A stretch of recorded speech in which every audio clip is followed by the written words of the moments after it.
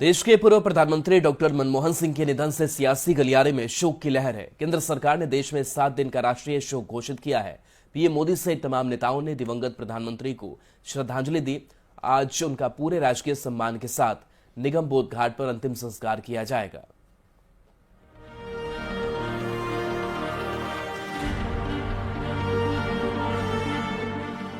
मनमोहन सिंह एक ऐसे राजनीतिक किरदार थे जिन्हें सत्ता और विपक्ष में बराबर सम्मान हासिल था। शांत चित्त और अभूतपूर्व प्रतिभा वाले राजनेता के तौर पर मनमोहन सिंह हर किसी के चहेते रहे। ये सम्मान उन्होंने ऐसे ही हासिल नहीं किया था। 26 सितंबर 1932 को पाकिस्तान के पंजाब प्रांत के गाह में जन्मे मनमोहन सिंह ने बचपन से ही संघर्षों को देखा था। बेहद कम उम्र में उनकी मां का निधन हो गया, लिहाजा दादी के पास उनका बचपन बीता। ये वो दौर था जब देश विभाजन के मुहाने पर खड़ा था, यानी मनमोहन सिंह ऐसे वक्त में बड़े हुए जब देश ने विभाजन की बड़ी त्रासदी को देखा था। उसी दौरान उनका परिवार पाकिस्तान से भारत आया था। परिवार की आर्थिक स्थिति ठीक नहीं थी, इसलिए उन्होंने अपने परिवार को इस संकट से उबारने के लिए कठिन मेहनत का रास्ता चुना। वो रोजाना 10 से 15 किलोमीटर पैदल चलकर स्कूल जाते थे, जो ये बताता था कि शिक्षा के प्रति उनकी ललक क्या थी। और बचपन की इसी मेहनत का नतीजा था कि उन्होंने कैम्ब्रिज और ऑक्सफोर्ड विश्वविद्यालय तक का सफर तय किया। 1956 में मनमोहन सिंह को कैम्ब्रिज यूनिवर्सिटी का एडम स्मिथ सम्मान दिया गया। 1962 में मनमोहन सिंह ने ऑक्सफोर्ड से डीफिल किया।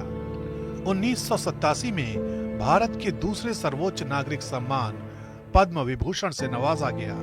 1993 में सर्वश्रेष्ठ वित्त मंत्री के लिए एशिया मनी अवार्ड मिला, जबकि 1995 में Jawaharlal Nehru birth centenary award of Indian science Congress से मनमोहन सिंह सम्मानित किए गए। यानी संघर्षों की आंच में तपकर मनमोहन सिंह ने एक ऐसा मुकाम हासिल किया जिस मुकाम को हासिल करना किसी का भी सपना हो सकता है।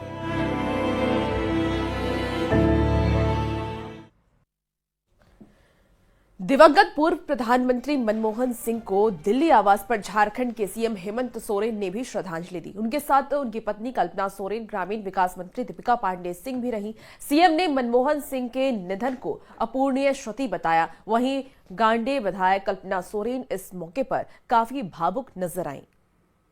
एक लंबी यात्रा उन्होंने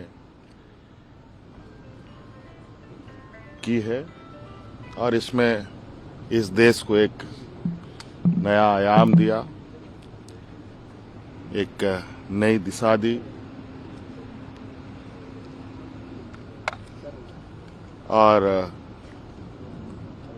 उनके बारे में कुछ भी कहा जाए बहुत कम होगा।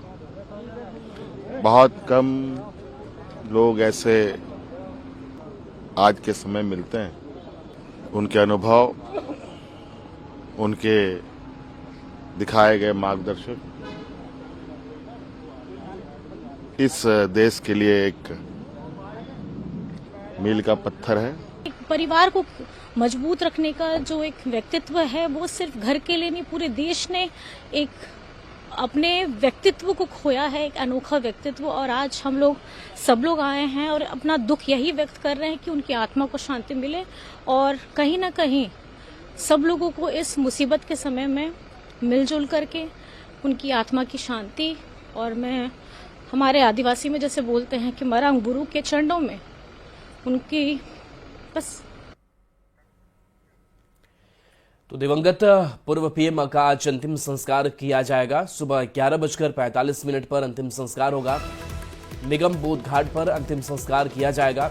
सुबह 8 से 10 बजे तक अंतिम दर्शन किया जा सकेगा। एआईसीसी मुख्यालय में अंतिम दर्शन के लिए उनका पार्थिव शरीर रखा रहेगा। एआईसीसी से ही अंतिम यात्रा की शुरुआत होगी। तो सुबह 11:45 पर मनमोहन सिंह का अंतिम संस्कार।